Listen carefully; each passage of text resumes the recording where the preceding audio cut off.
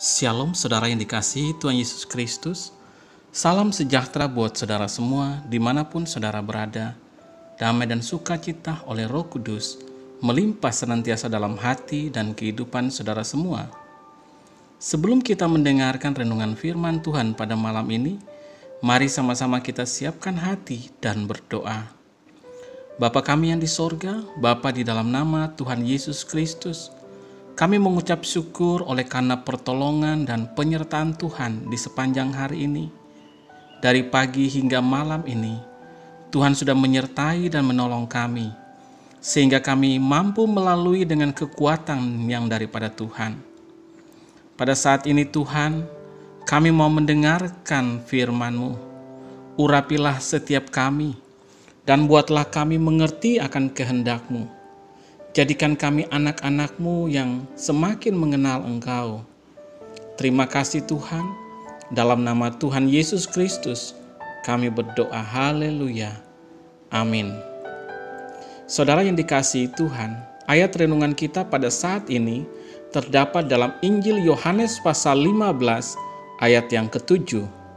Tertulis demikian, "Jikalau kamu tinggal di dalam Aku, dan firman-Ku tinggal di dalam kamu, mintalah apa saja yang kamu kehendaki, dan kamu akan menerimanya."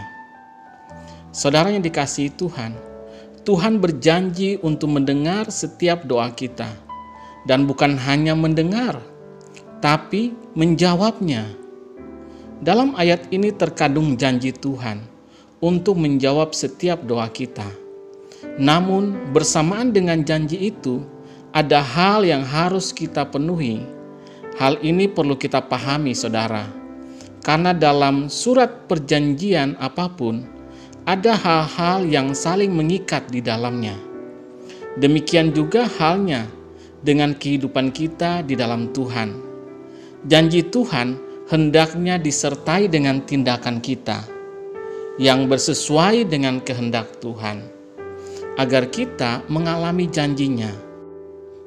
Dalam Yohanes pasal 15 ayat yang ke-7 ini, kita mengerti satu hal yang harus kita lakukan, yaitu tinggal di dalam Tuhan dan firman-Nya tinggal di dalam kita.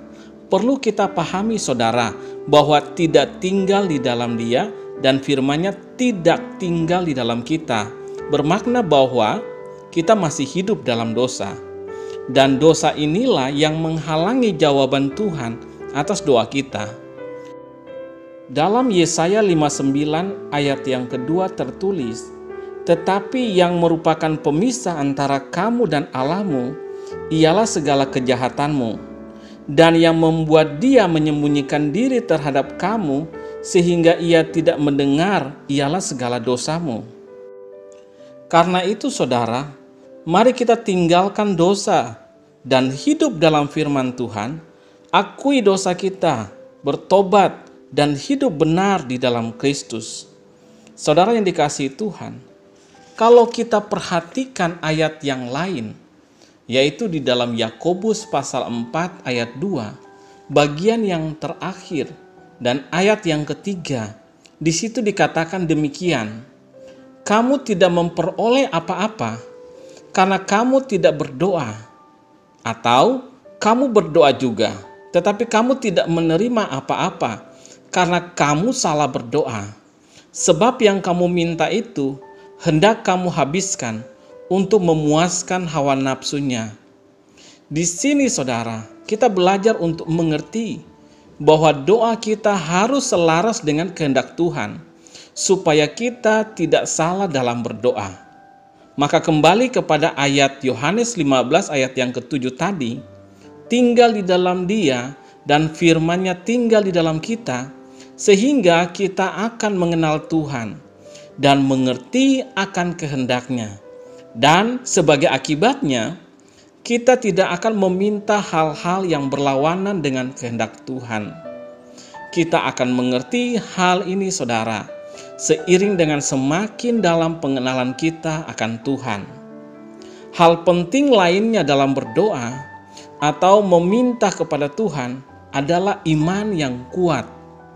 Dalam kitab Markus pasal 11 ayat yang ke-23 tertulis, "Aku berkata kepadamu, sesungguhnya barang siapa berkata kepada gunung ini, beranjaklah dan tercampaklah ke dalam laut, asal tidak bimbang hatinya, tetapi percaya bahwa apa yang dikatakannya itu akan terjadi, maka hal itu akan terjadi baginya."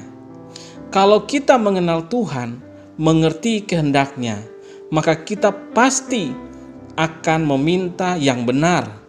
Dan dalam meminta itu, kita percaya dengan sungguh akan kuasa Tuhan yang sanggup untuk melakukan apa yang kita minta. Kepercayaan itu meniadakan segala kebimbangan kita. Semua keraguan terganti dengan harapan bahwa apa yang kita doakan akan dan pasti terjadi dalam hidup kita. Bagian terakhir yang perlu kita pahami mengenai doa dalam renungan kali ini adalah bahwa dalam nama Yesus menjadi jawaban atas doa-doa kita. Kita tidak meminta dalam nama yang lain, kecuali hanya di dalam nama Tuhan Yesus Kristus. Itulah nama yang menjadi garansi untuk kita mengalami pertolongan dan karya Tuhan sehubungan dengan permohonan doa kita. Ia melakukannya bagi kita oleh karena namanya. Saudara yang dikasihi Tuhan, secara sederhana semua hal ini tercangkup di dalam Yohanes pasal 15 ayat yang ke-7. Di situ dikatakan, "Jikalau kamu tinggal di dalam aku dan firman-Ku tinggal di dalam kamu, mintalah apa saja yang kamu kehendaki, dan kamu akan menerimanya." Meskipun tidak ada dasar untuk kita berharap, meskipun situasi kelihatannya berbeda dengan yang kita pahami, meskipun keadaan hendak membuat kita putus asa, tetaplah berharap, tetaplah percaya, dan tetaplah berdoa. Tuhan Yesus baik dan akan selalu baik untuk kita. Ia mau mendengar dan menjawab doa-doa kita. Amin. Mari kita berdoa, saudara. Bapa kami yang di sorga, Bapa di dalam nama Tuhan Yesus Kristus, kami mengucap syukur untuk firman-Mu yang memberikan kami kekuatan, membangkitkan iman percaya kami kepadamu, bahwa setiap doa kami, Tuhan dengar dan Tuhan menjawabnya. Kami menyadari Tuhan, ada satu hal yang Tuhan inginkan untuk kami kerjakan, yaitu supaya kami tinggal di dalam Engkau dan supaya firman-Mu tinggal di dalam kami. Kami mengerti bahwa Tuhan mau agar kami hidup seturut dengan kehendak-Mu, tidak berjalan menurut pikiran-pikiran kami sendiri, tetapi kami berjalan melangkah, hidup berdasarkan kebenaran firman Tuhan. Tolong kami Tuhan, pimpin hidup kami, kuasai kami dengan firman-Mu, supaya kami semakin mengenal Engkau dan semakin mengerti akan kehendak-Mu, sehingga setiap permohonan doa kami selaras dengan rencana Tuhan atas hidup kami. Terima kasih Tuhan, meteraikanlah setiap kebenaran firman-Mu, supaya kami terus hidup seturut dengan kehendak-Mu. Di sepanjang malam ini Tuhan, kami mohon berkat dan perlindungan-Mu atas kami. Berikan kami tidur yang nyenyak, bangunkan kembali besok dengan tubuh yang sehat, dengan kekuatan yang baru dan diberkati oleh Tuhan. Tuhan, kami berdoa untuk yang sedang sakit. Jamahlah ya Tuhan, saat ini sembuhkanlah ya Tuhan dengan kuat kuasa-Mu.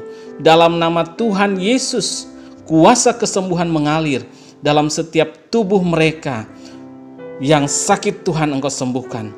Kuatkanlah ya Tuhan yang sedang mengalami kelemahan, bangkitkan semangat dari mereka yang berputus asa, dan berikan pertolongan-Mu Tuhan bagi setiap mereka yang sedang mengalami masalah dan pergumulan dalam hidup mereka.